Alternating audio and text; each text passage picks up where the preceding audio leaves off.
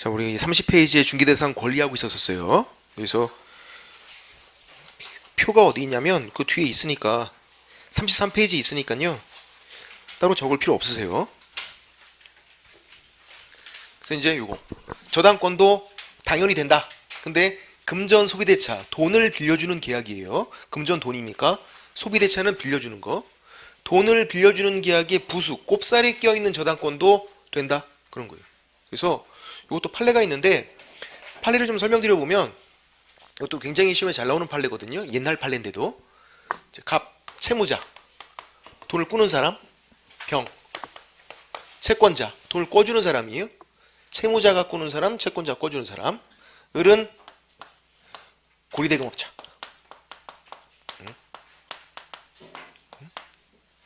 또 대출 알선업자죠. 정확히 말하면 대출을 알선해주는 업자였어요. 또 얘가 어떻게 하는 거냐면 이렇게 의뢰가 와요. 야, 나 돈 좀 꿔줘. 그럼 이제 자기 돈을 꿔주면 좋은데 대출 알선을 했단 말이에요. 얘가 이렇게 1억 꿔주는 거를 알선만 한 거예요. 얘는 알선. 그리고 고리대금업자니까 고리 수수료를 받은 거죠. 이렇게 알선만 해주고선 수수료 왕창 받아 먹은 거예요.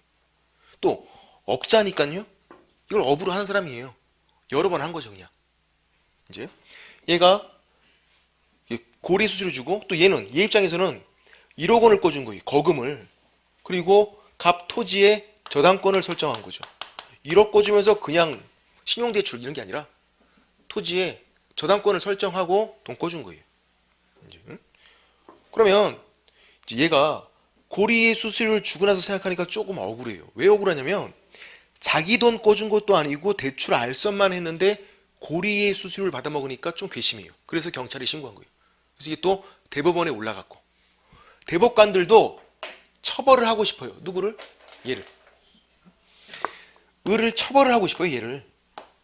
왜? 서민들 피를 쪽쪽쪽쪽 빨아먹으니까 좀 괘씸해서 처벌을 하고 싶은데 옛날이다 보니까 처벌 규정이 없었어요. 이것도 마땅한 처벌 규정이. 그래서 얘를 뭐로 처벌했냐면 무등록 기업공인중개사로 처벌했어요.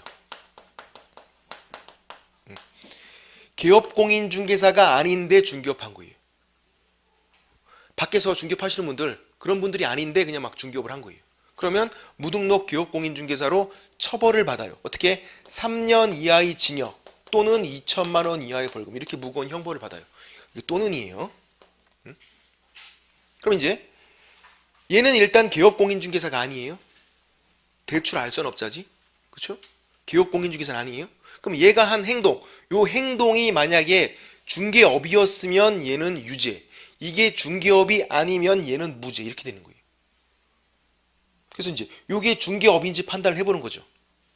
중개업은 아직 안 배웠지만 세 가지가 필요해요. 다른 사람 의뢰가 있어야 되고 일정한 보수를 받고 돈도 받고 그리고 중개를 업으로 해야 돼요. 계속적 반복적으로. 다른 사람 의뢰 있었어요. 있었어요. 또 돈 받고 왕창 받고 고리. 저당권 중개대상 권리예요. 얘가 저당권 설정하는 거 알선해 주는 것도 중개예요. 저당권이 중개대상 권리다 보니까. 매매를 알선하는 것도 당연히 중개고 임대차를 알선하는 것도 중개고 저당권 설정하는 거 알선해 주는 것도 중개예요. 그거를 여러 번 했잖아요. 중개를 업으로 한 거예요. 얘는 중개업을 한 거예요. 의뢰도 있고 돈도 받고 중개를 업으로 했으니까. 또 중개업 했으니까 유죄 이렇게 된 거죠. 처벌을 받아야 돼요. 이제 얘가 좀 억울해요. 보통 무등록 기업공인중개사 요거로 처벌을 받는 사람들 봤더니 토지나 건축물 그런 거 매매하는 거 중개해주고 무등록 기업공인중개사 그런 거예요 보통. 근데 얘는 대출을 알선을 해주고서 지금 무등록 기업공인중개사로 처벌을 받게 생긴 거예요 지금. 얘는 대출 알선업자인데 중개업했다고 지금 유죄 이렇게 나오게 생겼다고요. 창피해서 어디 가서 말도 못해요. 엄밀히 말하면 중개업 같지는 않잖아요 느낌이. 그래서 얘가 막 우겼어요. 나는 이 저당권 설정 요거를 중개해 준 게 아니라 1억 금전 소비대차 돈 빌려주는 거 요거를 지금 알선해 준 거고 저당권은 그냥 꼽살이 껴있는 거예요.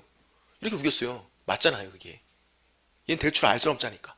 근데 판례가 그래도 상관이 없대요. 그래도 이거를 주로 하고 이거를 부수로 했어도 그래도 상관이 없대요. 왜 그러냐면 이 두 가지가 반드시 함께 이루어지기 때문에. 돈을 빌려주고서 담보로 잡는 거잖아요. 돈 안 빌려주고 그냥 전환권만 설정하는 건 그런 거 다 무효거든요.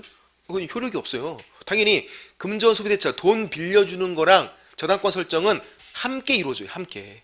그러니까 이걸 주로 하고 이걸 부수로 했어도 상관이 없다라는 거예요. 이 두 가지는 반드시 함께 이루어지니까. 그러니까 넌 중개업을 한 거야. 유죄. 처벌받은 거죠. 그래서 대출할선하고선 무등록 기업공인중개사로 처벌받은 처음이자 마지막 사람이에요. 이 사람이. 그 전에도 없었고 그 이후에도 없어요. 법이 잘 정비가 돼서 되게 재수 없는 사람이죠.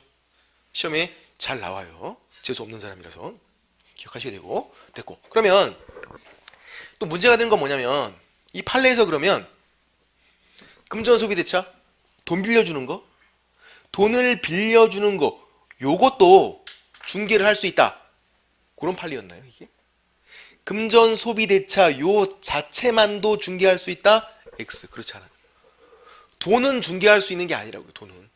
이 금전소비대차의 부수 꼽살이 껴있는 저당권이 된다라는 거지. 금전소비대차 이 자체도 중개할 수 있는 거다. 그런 건 아니에요. 거기 꼽살이 껴있는 저당권이 되는 거고, 그리고 저당권 친구들도 다 돼요. 예를 들어서 근저당. 보통 다 근저당이죠. 채권 최고 한도.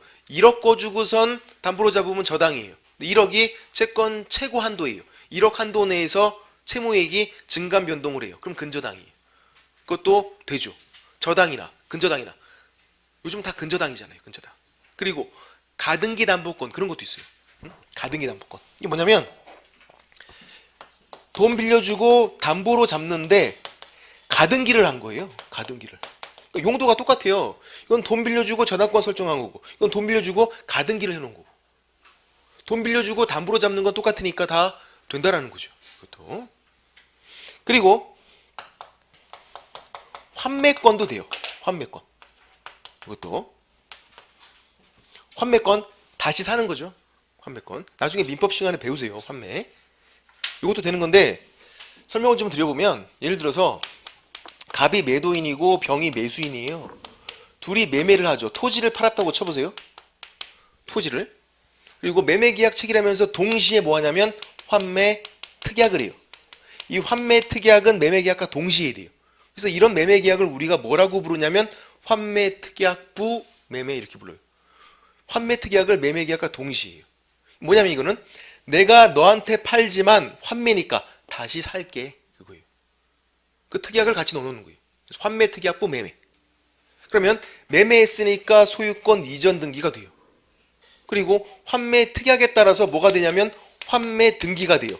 소유권 이전 등기 부기에서 소유권 이전 등기도 되고 환매 등기도 되고. 이 사람은 소유권 이전 등기를 받아왔는데 그냥 깔끔하게 받아온 게 아니라 환매 등기가 된 채로 그냥 받아온 거예요.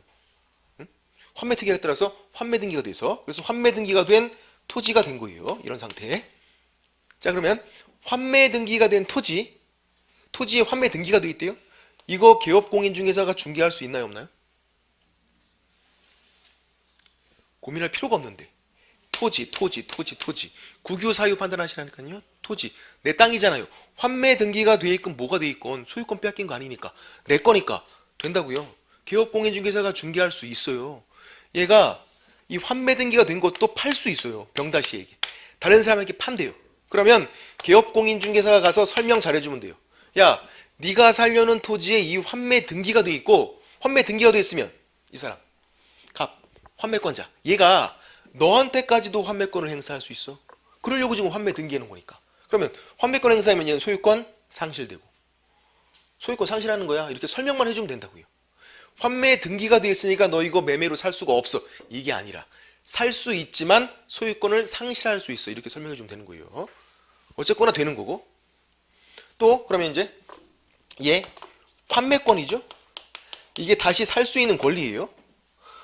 보통 다 등기해 놓죠. 그래서 등기된 환매권. 다시 살 수 있는 권리. 환매권도 팔 수 있어요. 갑달 씨에게 판대요. 얘가. 그러면 얘가 환매권을 사서 갑달 씨가 이제 환매권을 행사하면 되는 거예요. 환매권도 이전 양도가 가능하다고요. 그럼 중개할 수 있는 거잖아요. 환매권도 팔 수 있으니까. 거래가 되니까. 그럼 얘가 사서 환매권 행사하면 되고. 그렇게. 그래서 환매권도 된다라는 거예요. 환매 등기가 된 것도 되고, 환매권도 되고, 환매 나오면 무조건 다 되는 거네요. 뭔지 몰라도. 다시 사는 매매 계약일 뿐이니까 이것도 된다 그거예요. 그렇게 보시면 되고. 이게 이제 되는 거. 문제는 세모. 이 세모가 진상이에요. 세모가 법정자가 들어가 있는 게 세모예요. 일단 결론은 유치권은 법정자가 생략되어 있어요. 그리고 법정지상권 이렇게 있어요. 공부를 처음 하시는 분들은 이런 내용들이 어려울 수 있어요. 민법 내용들이니까 사실은. 근데 좀 지나면요, 민법 공부하고 다 공부하면 되게 쉬워져요. 아무것도 아닌 거예요 정말. 처음부터 이거 너무 어려운 거 아닌가? 더 어려운 거 나오겠지. 그만할래. 아니라고요. 쉽다고요. 우린 점점 더 쉬워져요 이제. 그래서 쫄 필요 없어요. 충분히 다 된다니까요. 2월달까지만, 설날까지만 잘 버텨보세요. 떡국 먹고 나면은 기분 달라져 갖고 이제 다 보여요. 이제 걱정하지 마세요. 유치권은 성격이 법정담보물권, 민법에 그렇게 돼 있어요. 뭐냐면 돈 줄 때까지 물건을 유치할 수 있는 권리, 이게 유치권이에요. 이렇게 되죠. 예를 들어서 갑이 집을 리모델링했고, 건설업자예요. 공사대금 1억 나왔어요. 집주인이 공사대금을 안 줘요. 그럼 얘가 받을 돈이 있으니까 1억, 받을 돈에 기해서 이 집을 점유해요. 냅다 가서 점유해요. 실제로는 현수막 걸어놔요. 유치권 행사 중 그렇게 현수막 걸어놔요. 부동산일 때 자기가 들어가서 산다 뭐 좀 그러니까 현수막 걸어놔요. 그러면 받을 돈에 기해서 이 집을 점유하면, 현수막 걸어놓으면 돈 줄 때까지, 1억을 줄 때까지 이 집을 유치할 수 있는 권리, 유치권이 성립이 돼요. 성립, 설정 같은 말이에요. 생긴다 그런 거니까. 중개할 수 없어요. 왜? 당연히 생겨요. 얘가 받을 돈에 의해서 그냥 점유하면 현수막 딱 걸어놓으면 그냥 생긴 거예요. 그게 당연히. 왜? 민법에 그렇게 되어 있으니까. 민법에 그렇게 정해져 있다고요. 받을 돈에 의해서 점유하면 생긴다. 그러니까 이거는 중개할 수가 없다고요. 당연히 생기는 거여서. 근데 또 유치권 이전 양도가 가능해요. 병행에게 팔겠대요. 유치권 파는 거죠. 이전 양도예요. 그러면 파는 거니까 뭘로 팔죠? 계약으로 사고 팔아요. 계약으로 사고 파는 건 당연히 중개할 수 있겠죠. 물론 이 유치권만 팔진 않고 이 채권을 같이 팔아요. 근데 1억 원에 팔면 안 사니까 할인 쳐서 팔아요. 7천만 원에. 얘가 대신 들어가서 1억 받으면 얘는 3천만 원 벌었고, 얘 입장에서는 자금 회전이 잘 되고, 그러니까 이전 양도가 가능하다고요. 뭘로? 계약으로 하는 건 중개할 수 있다고요. 흥정 가능성이 있으니까. 아까 환매권도 이전, 이렇게 파는 거 이전, 이거는 계약으로 하는 거니까 중개할 수 있었잖아요. 계약으로 하는 거. 마찬가지 유치권 이전도 계약으로 하는 거니까 중개할 수 있는 거예요. 될 때도 있고 안 될 때도 있고. 그래서 세모. 유치권 성립, 설정 당연히 생겨서 안 돼요. 유치권 이전은요, 계약으로 사고 파는 거니까 된단 말이에요. 세모. 또 법정지상권, 저건 이런 개념이에요. 법정지상권은 내 땅에 내가 집을 짓고 살고 있어요. 갑소유, 내 땅이고 내 건물이에요. 아무런 문제가 없어요. 그런데 내 땅에 내 허락 없이 누군가가 건물을 짓고 살고 있어요. 내 땅인데 내 허락 없이 건물을 짓고. 그러면 땅 주인이 건물을 치워라 이렇게 말할 거 아니에요. 내 땅인데 내 허락 없이 건물을 짓고 살고 있으면 당연히 치워라 이렇게 말한다고요. 그렇기 때문에 생기는 게 법정지상권이에요. 자, 이제 토지와 건물이 있는데 둘 중 한 가지의 저당권을 설정해요. 그럴 수 있어요. 토지에만도 저당권 설정할 수도 있고 건물에만도 저당권 설정할 수가 있어요. 왜 가능하죠 이게? 등기부가 따로따로 있으니까. 둘 다의 저당권 설정할 수도 있고 둘 중에 하나에만 저당권 설정할 수 있어요. 만약에 이 건물만 담보로 맡기면 돈을 조금 빌려주겠죠. 이 두 가지를 다 담보로 맡기는 것보다는. 그래도 가능하다고요. 건물 등기부가 따로 있으니까. 그래서 건물만 담보로 맡기고 돈 빌린 거예요. 돈을 갚았으면 아무런 문제가 생기잖아요. 값이 안 갚아요. 그러면 이 저당권자 누구냐면 은행이에요. 은행에서 바로 경매로 넘겨버려요. 은행은 피도 눈물도 없어요. 바로 경매에 넘겨요. 그래서 경매로 넘어가서 이 건물을 병이 산 거예요. 자, 저당권자 은행이에요. 이 건물을 경매로 넘기려면 소송을 제기하는 건가요? 아니에요. 그냥 바로 넘기면 돼요. 저당권을 설정하면 돈 안 갚으면 뭐 소송 제기하고 막 승소하고 이기고 이럴 필요 없어요. 바로 그냥 경매 넘기면 돼요. 그래서 그런 경매를 우리가 나중에 배우시지만 임의경매라고 불러요. 그냥 바로 경매 넘긴다고. 임의경매. 또 경매로 얘가 이제 이 건물에 대한 소유권을 취득을 해야 될 거 아니에요. 경매로 건물을 산 거니까.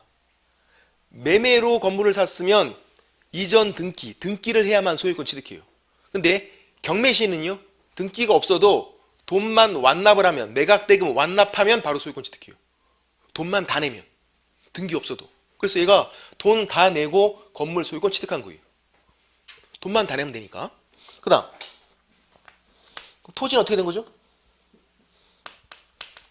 갑소유 그대로. 토지는 경매로 안 넘어갔잖아요.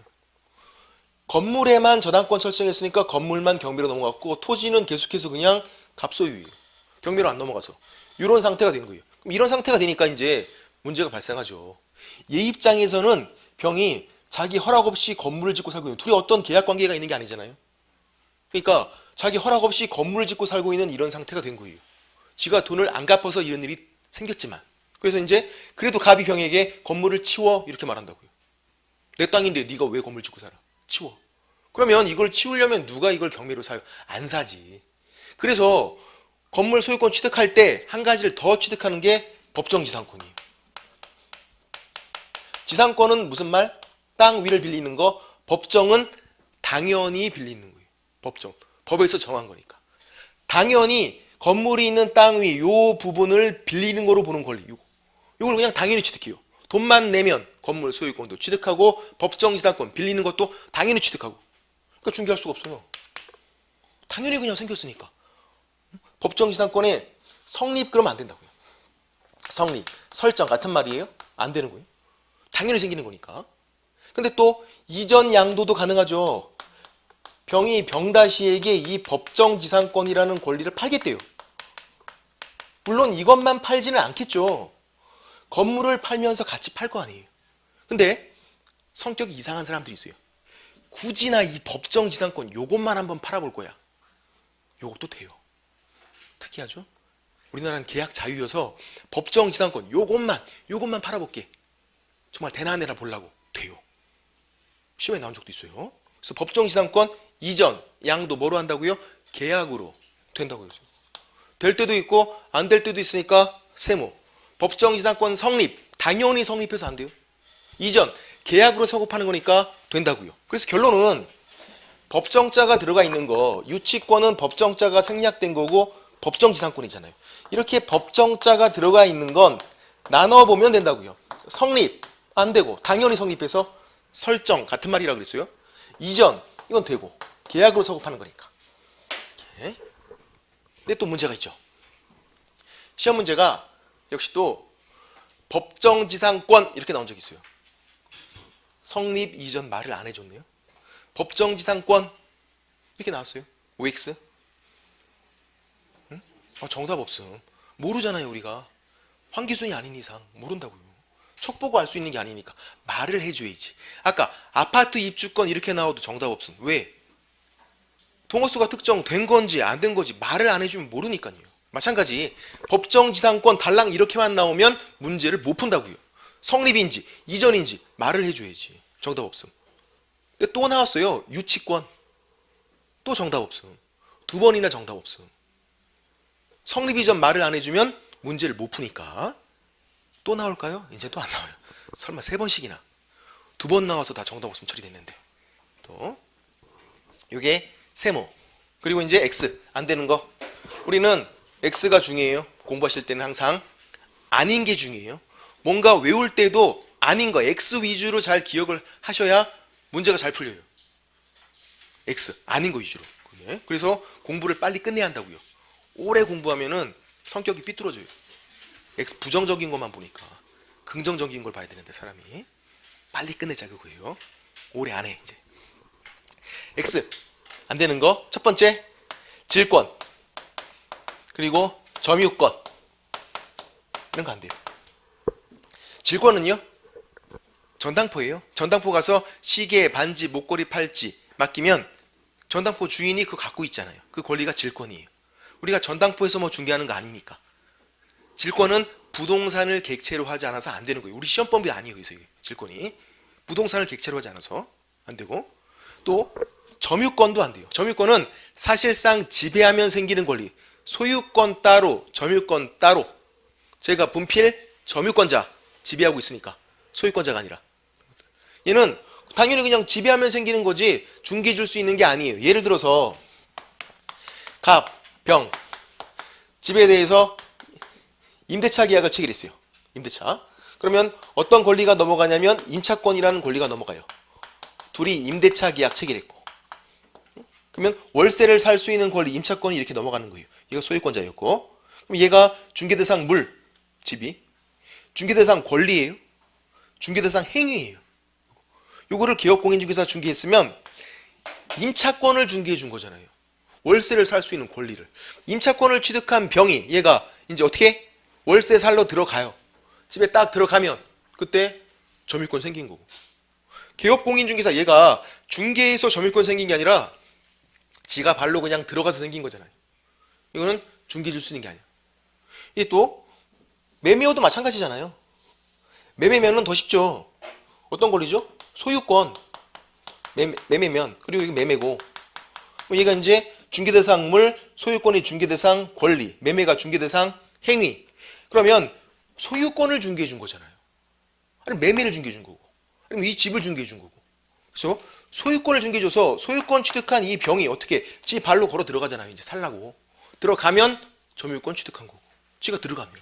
그래서 개업공인중개사는 매매면 소유권, 임대차면 임차권, 이런 걸 중개해 주는 거지 점유권을 중개해 주는 건 아니다. 점유권은 지가 들어가면 생기니까. 또 그래서 안 되는 건 좋은데 기억은 잘 안 나니까 우리가 어떻게 하냐면 질권에서 지읒, 점유권에서 지읒을 따와서 어떻게 에이 지지 하는 거. 지지. 에휴 지지. 기업공인중개사가 질권, 점유권 중개하려고 하면 에휴 지지. 다들 그렇게 하잖아요. 애기들이 이상한 거 들고 놓으면 에휴 지지. 다 같이 지지. 한 번만 해주세요. 지지. 안 되는 거니까 질권, 점유권 지지. 그다음 분묘기지권.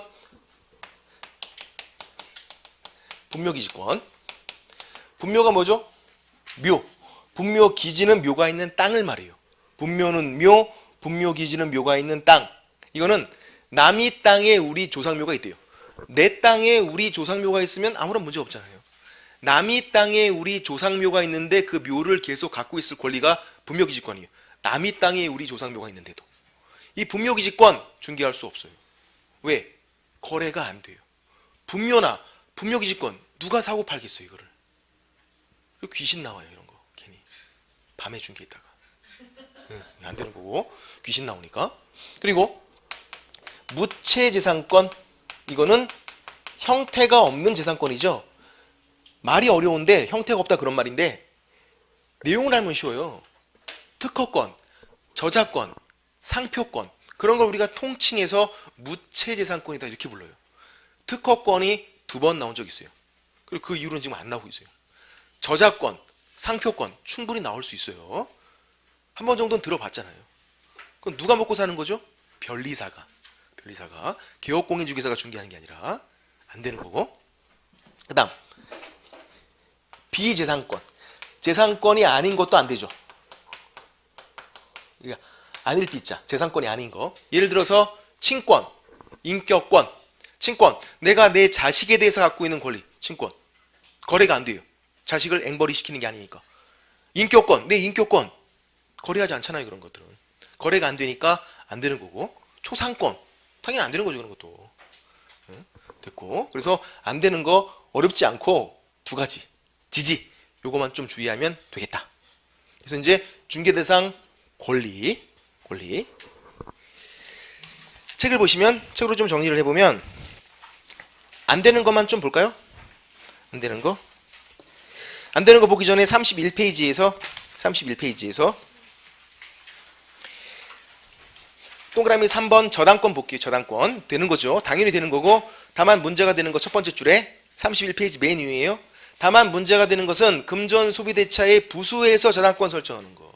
이것도 된다. 문제가 되지만 당연히 된다고요. 금전 소비대차랑 저당권 설정은 항상 함께 이루어지니까 되는 거고. 근데 주의사항은 하나, 둘, 셋, 네 번째 줄. 그렇죠? 세 번째 줄이네요. 주의할 것은 금전 소비대차에 부수한 저당권 설정을 중개할 수 있다는 것이지 금전 소비대차 요거를 중개할 수 있다 이런 건 아니라고요. 돈을 빌려주는 계약은 중개할 수 있는 게 아니에요. 거기 꼽살이 껴있는 저당권이 되는 거고 또 판례는 저당권 등 담보물권 이런 표현을 써요. 저당권과 그의 친구들이 된다. 그래서 저당권, 근저당권, 가등기 담보권, 돈 빌려주고 담보로 잡는 거라면 다 된다라는 거예요. 동그라미 4번 임차권, 등기 유무, 불문이죠. 두 번째 줄에 월세를 사는 거니까. 동그라미 5번 등기된 환매권. 그냥 환매권 나와도 돼요. 당연히 다 등기가 돼 있으니까 등기된 환매권. 이전, 양도가 가능하니까 된다라는 거죠. 등기된 환매권은 타인에게 이전 가능하기에 중개대상 권리에 해당된다. 됐고. 넘기시면 32페이지에서 해당되지 않는 거 양가로 3번에서 동그라미 1번, 2번 질권, 점유권을 묶으시고 찌지 적어놓으면 되고 안 되는 거니까 찌지. 분묘기지권, 귀신 적어놓으면 되고 무채재산권은요 변리사 적어놓으면 되고 비재산권은 친권, 인격권 이런 거니까 거래가 안 되니까. 그 다음 양가로 4번 중개대상 권리인지 문제가 되는 게 세모인 거죠. 세모인 거. 동그라미 1번 유치권은 법정자가 생략되어 있는 거예요. 그래서 성립이면 안 되고 이전이면 되고. 그림 밑에 동그라미 2번 법정지상권도 법정자가 들어가 있으니까 성립이면 안 되고 이전이면 되고.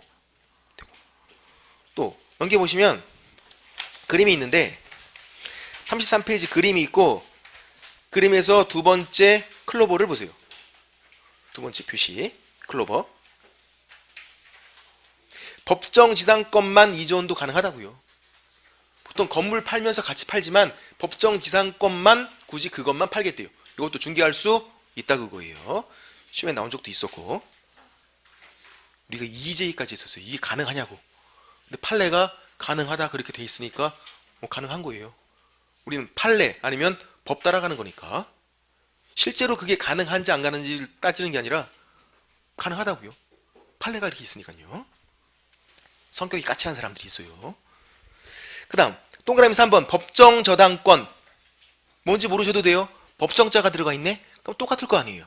성립 안 되고 이전 되고 법정자가 들어가 있는 건 고민할 필요 없어요. 성립, 이전 나눠봐야 되는 거예요. 다만 유치권은 법정자가 생략이 되어 있는 거다. 그런 개념. 성격이 법정담보물권이어서 그렇게 보시고 됐고 밑에 참고는 나중에 등기법에 배우시면 다시 설명드리고 중개대상 권리 표 보시면 되고 넘기시면 이제 중개대상 행위네요. 34페이지에서 마지막 남았어요. 중개대상 행위에서 OX를 나눠보는 건데 이것도 진상스러워요.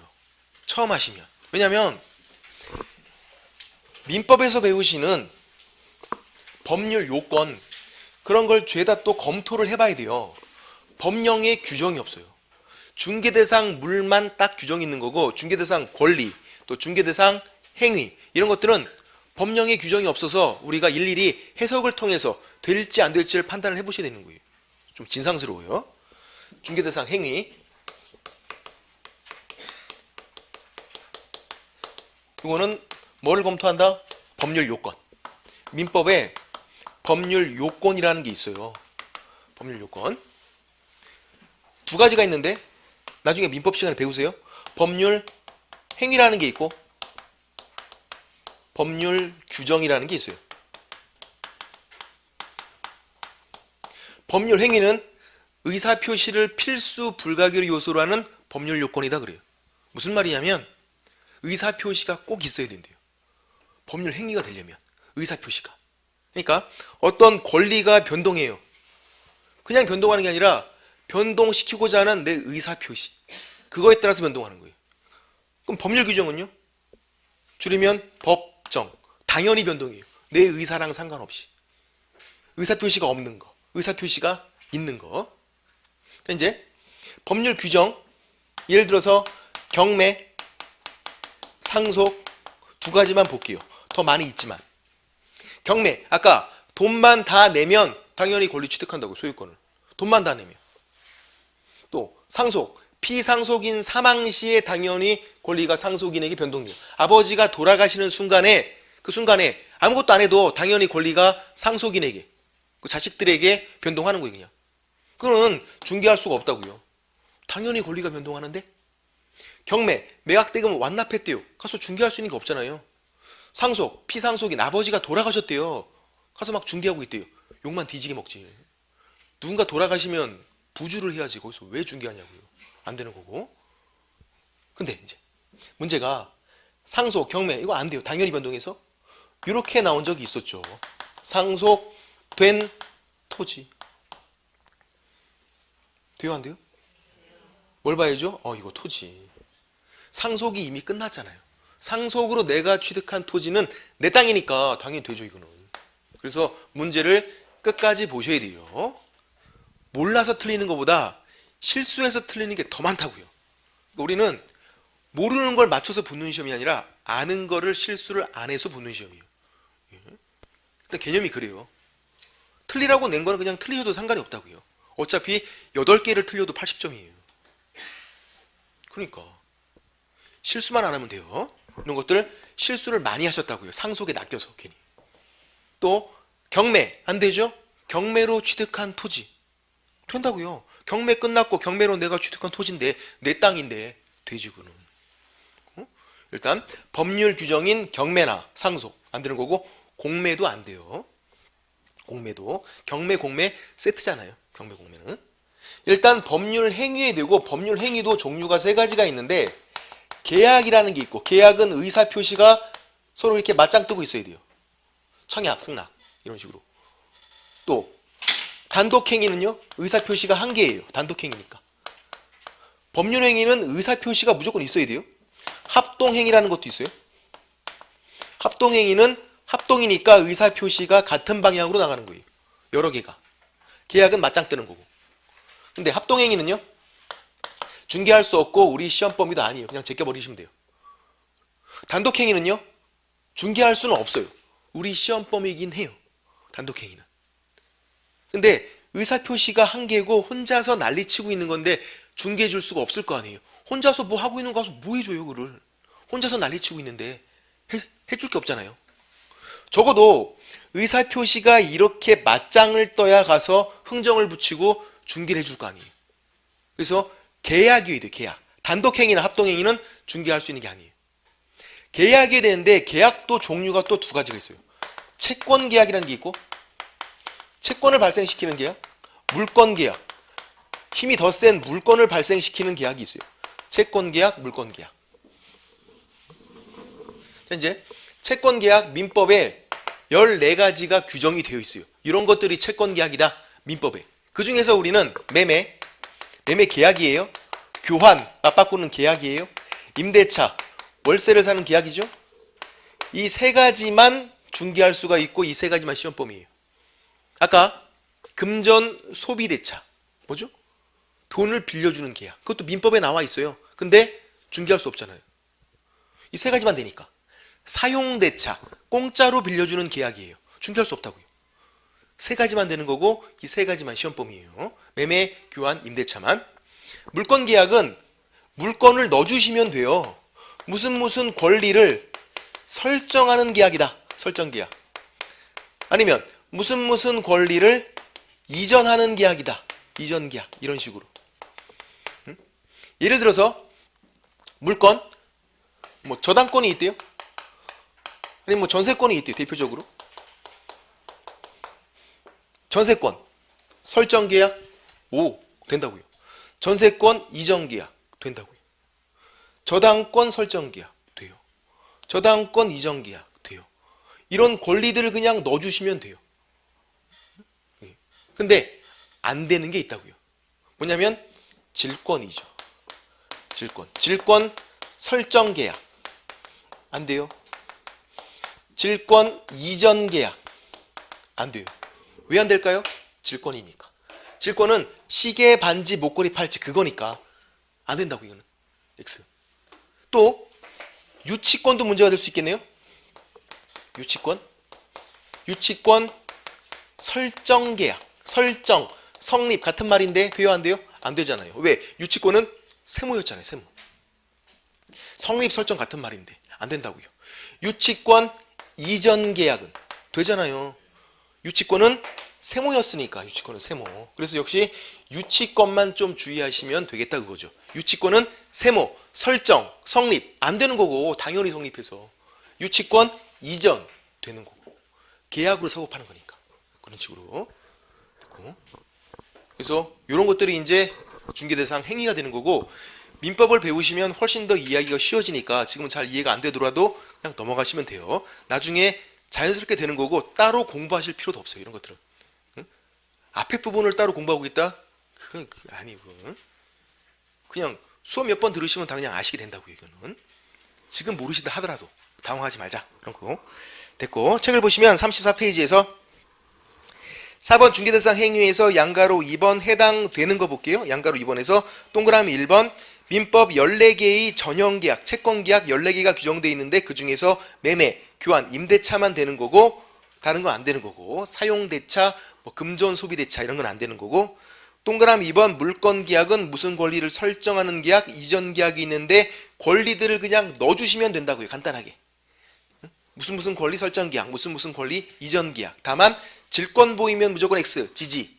그리고 유치권은 세무였으니까 유치권 설정 계약 X, 유치권 이전 계약 O. 그렇게 보시면 되고. 양가로 3번 중개대상 행위 해당되지 않는 거 동그라미 1번 증여, 사용대차 안 되죠? 증여도 계약이에요. 공짜로 주는 계약 안 되죠? 왜? 매매, 교환, 임대차 이 세 가지만 된다 그랬으니까 채권계약 중에서 증여도 민법에 나와 있는 계약이지만 안 되는 거예요. 무상이니까. 동그라미 2번 법률 규정에 의한 거 경매, 공매, 상속 이런 것들은 안 된다고요. 당연히 권리가 변동해서. 다만 동그라미 2번 두 번째 줄에 그러나 상속된 토지, 경매로 취득한 토지 이건 이미 상속, 경매가 끝난 거니까 그때는 국유 사유 판단해서 내 거니까 된다. 이렇게요. 이렇게 해서 이제 중개대상물, 중개대상 권리, 중개대상 행위를 본 거예요. 35페이지에서 용어의 정의가 있어요. 이제 용어의 정의. 2조 용어의 정의되어 있고 얘는 이 법조물 표현을 그대로 다 외우셔야 돼요. 이거를 할 수 있는 것만 다 외워라. 외울 수 있겠지만 부담스럽잖아요. 할 수 있는 것만. 1호 1이 그 1호예요. 제2조에서 1이 1호. 중개를 보세요. 외우기 좀 부담스러워 보여요. 그렇죠? 2호 공인중개사 할 수 있을 것 같아요. 3호 중개업. 요것도 조금 부담스럽긴 한데 할 수 있을 것 같아요. 중개보다는 일단. 중개보다 짧으면 일단 할 수 있을 것 같잖아요. 중개는 좀 부담스러워도. 4호 기업공인중개사 이거 못하면 그냥 죽어야 돼요. 짧은데 이렇게. 5호 소속공인중개사. 6호 중개보조원. 보신 걸 후회하게 돼요. 너무 길어 이건. 외우기가 힘들어요. 그렇죠? 그래서 1호 중개, 5호 소속공인중개사, 6호 중개보조원은 그냥 제끼시는 거예요. 처음부터 외울 자신이 없으면 그냥 안 외우면 되잖아요. 어차피 외워봤자 까먹을 텐데. 할 수 있는 것만 잘 기억하시면 돼요. 그래서 공인중개사, 중개업, 기업공인중개사 세 가지만 필수로 기억하시고 그리고 두 가지씩 비교를 하시는 거예요. 중개랑 중개업. 그리고 공인중개사랑 기업공인중개사, 소속공인중개사랑 중개보조원 이렇게 두 가지씩 비교를 하시면 돼요. 먼저 중개랑 중개업이에요. 뭐가 필수라 그랬죠? 중개업이 필수. 중개는 참고예요. 참고는 이해가 되면 그냥 넘어가시면 돼요. 억지로 외울 필요가 없다고요. 중개업은 꼭 기억하셔야 되는 거고. 이제 중개 네 가지 개념 요소로 되어 있어요. 중개가. 그러니까 외우기가 쉽지가 않죠. 좀 길어서. 중개 첫 번째 중개대상물에 대해서. 중개대상물 우리가 배우고 왔잖아요. 중개대상물. 보였죠? 토지, 건축물, 그 밖의 토지 정착물, 임목, 광업재단, 공장재단. 따로 안 해오셔도 나중에 다 그냥 기억하게 돼요. 이것들. 두 번째, 거래 당사자 간에. 거래 당사자, 거래하려면 몇 명 필요하죠? 최소 2명이네요. 2명. 그래서 매매면 매도인, 매수인, 임대차면 임대인, 임차인 2명을 말하고 있는 거예요. 거래 당사자 간에 세 번째, 매매, 교환, 그리고 임대차, 그리고 그 밖의 권리, 그 밖의 권리의 득실 변경 행위, 취득, 상실, 변경하는 이 행위를 네 번째, 알선하는 거다 이렇게 돼 있어요. 알선. 알선은 도와주는 걸 말해요. 이 네 가지가 중개. 아까 토지 매매 계약 체결하면 토지 위에 설정되어 있는 소유권이라는 권리가 매매를 통해서 넘어가는 거 가서 도와주는 게 중개다 그런 거예요. 예. 외우실 필요 없다 그랬어요. 그리고 매매 교환 그 앞에는 소유권이라는 권리가 생략이 되어 있어요. 아까 매매면 소유권 넘겨주는 거, 교환은 소유권을 맞바꾸는 거예요. 그럼 이제 임대차 앞에는 어떤 권리가 생략되어 있을까요? 임차권, 월세를 살 수 있는 권리인 임차권이 생략되어 있어요. 오케이? 그러면 소유권, 임차권은 뭔데요? 중개대상 권리. 개업공인중개사가 중개할 수 있는 권리잖아요. 근데 소유권, 임차권 그 두 가지만 있는 게 아니라 굉장히 많았잖아요. 전세권, 또 저당권, 지상권, 지역권 그런 거 다 중개할 수 있는데 법조문에 다 적어놓을 수가 없으니까 어떻게? 이렇게 그 밖의 권리다. 그 밖의 권리. 이렇게 퉁 쳐놓은 거예요. 소유권, 임차권 빼고 나머지 중개대상 권리 싹 다 그런 거라고요. 그리고 매매, 교환, 임대차는 뭐였냐면 중개대상 행위였어요. 채권계약으로서 중개대상 행위. 근데 중개대상 행위도 이렇게 세 가지만 있는 게 아니라 굉장히 종류가 많잖아요. 전세권 설정계약, 전세권 이전계약, 저당권 설정계약, 저당권 이전계약 그런 거 다 적어 놓을 수가 없다고요. 법조문에. 그래서 역시 득실 변경 행위다. 이런 식으로 그냥 퉁 쳐놓은 거죠. 이거는 나머지 중개대상 행위 싹 다 그런 말이에요. 그러니까 중개의 개념 속에 중개대상물, 중개대상 권리, 중개대상 행위가 다 들어가 있어요. 중개의 개념 속에. 그게 토지에 설정되어 있는 소유권을 매매를 통해서 넘겨준다. 그런 거니까. 토지가 중개대상물, 소유권 중개대상 권리, 매매가 중개대상 행위. 가서 도와주는 거, 알선. 그런 거. 근데 용어의 정의는 주의사항. 용어의 정의는 이 표현 그대로 나와야 돼요. 그러니까 이걸 토시 하나 안 틀리고 다 외워야 한다고요. 부담스러우니까 외우지 말자 그랬던 거고. 예를 들어서 이 중개의 개념 속에 개업공인중개사가 해야만 중개다 이런 말 없잖아요. 아니면 돈을 꼭 받아야만 중개다 이런 말도 없잖아요.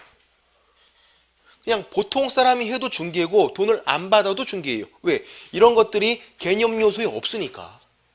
질문 드려볼게요.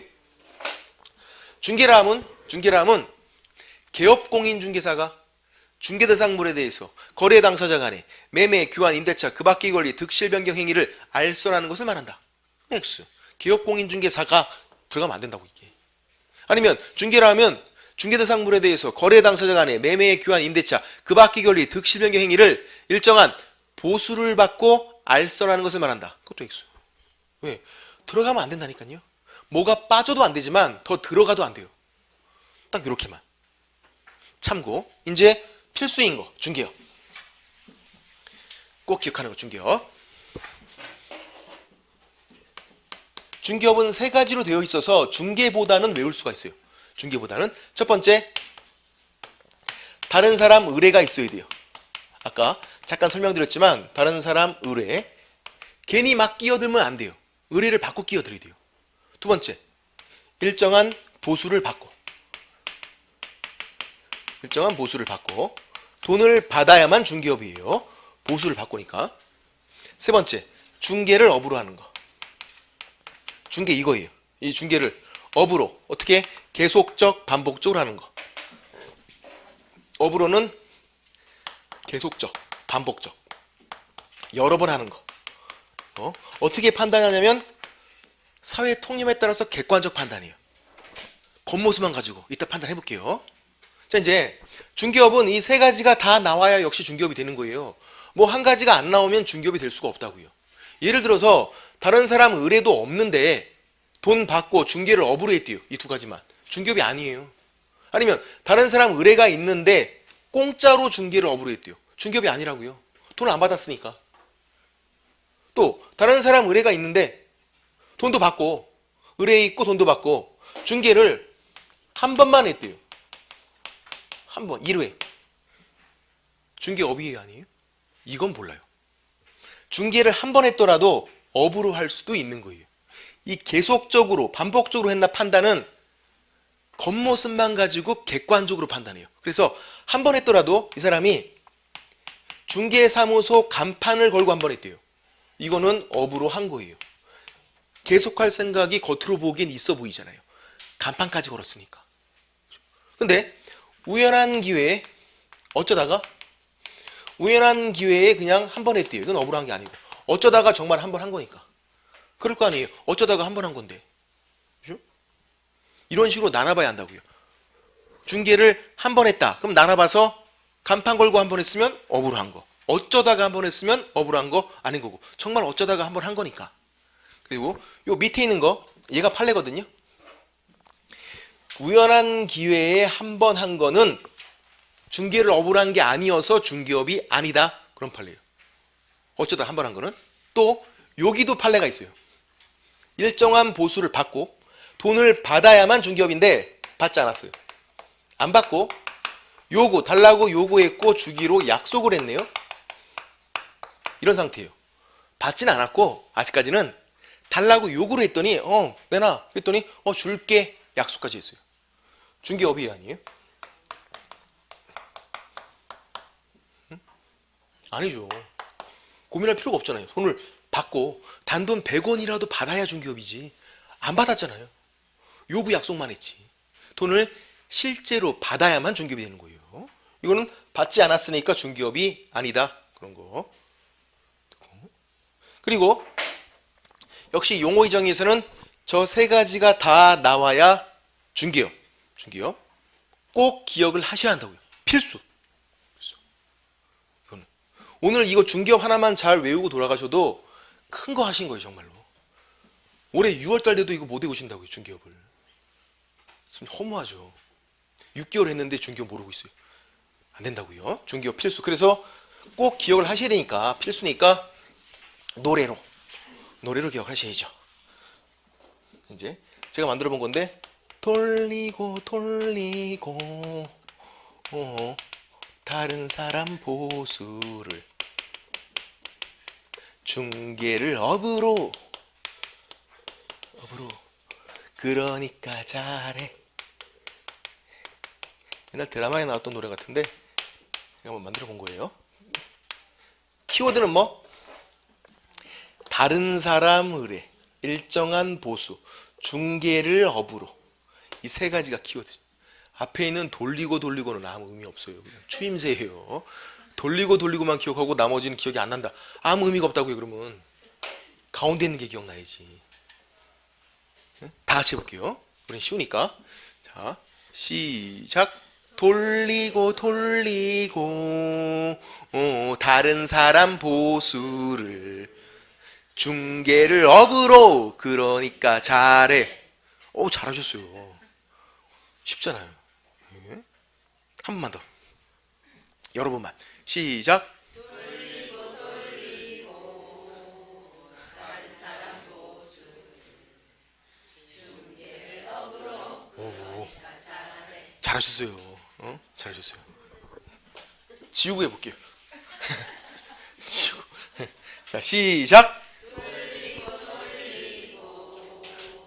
다른 사람 보수 중개를 업으로 그러니까 잘해. 잘하셨어요. 된 거예요, 이제. 오늘 중개업만 알고 돌아가셔도 정말 큰 거 아신 거예요. 5분 능선은 넘어간 거예요. 중개업만 알고 돌아가셔도. 자, 이제 중개랑 중개업을 비교해 보면 개업공인중개사가 요건이 아닌 건 마찬가지네요. 그렇죠? 근데 보수는 요건이네요. 차이가 있잖아요. 여기도 개업공인중개사가 요건이 아니고 중개업도 개업공인중개사가 요건이 아니에요. 근데 중개업에서는 보수가 요건이잖아요. 무슨 말이냐면 개업공인중개사 아닌 사람이 해도 중개업 되는 거예요. 이 세 가지만 나오면 중개업이니까. 또 보수는 요건이니까 돈을 안 받으면요 중개업 될 수는 없는 거예요. 그럼 질문 드려볼게요. 무상, 공짜, 무상의 중개업 이런 표현이 가능한가요? 공짜인 중개업 가능하지가 않다고요. 돈을 안 받으면 중개업이 될 수가 없는데 무상의 중개업 그런 게 어떻게 가능해요? 불가능하지. 그러면 무상, 무상의 중개 이런 건 가능해요? 가능하다고요. 돈을 안 받으면 중개는 될 수 있어요. 중개업은 될 수가 없고. 그리고 또 가장 큰 차이점은 일반인, 개업공인중개사가 아닌 일반인. 일반인이 중개 이거 했대요. 중개. 그러면 무죄, 처벌을 안 받아요. 여기까지는 괜찮아요. 일반인이 중개업을 하면 다른 사람 의뢰 일정한 보수 중개를 업으로 중개업을 하면 그때 처벌을 받아요. 무등록 개업공인중개사로 3학년 2반 3년 이하의 징역 또는 2천만 원 이하 벌금. 중개업을 하면 그런 큰 차이가 있다고요. 일반인이 중개하는 건 괜찮고 중개업을 하면 처벌을 받고 그런 차이들. 좀 쉬었다가 나머지 용어의 정의도 좀 정리를 하겠습니다. 좀 쉬세요.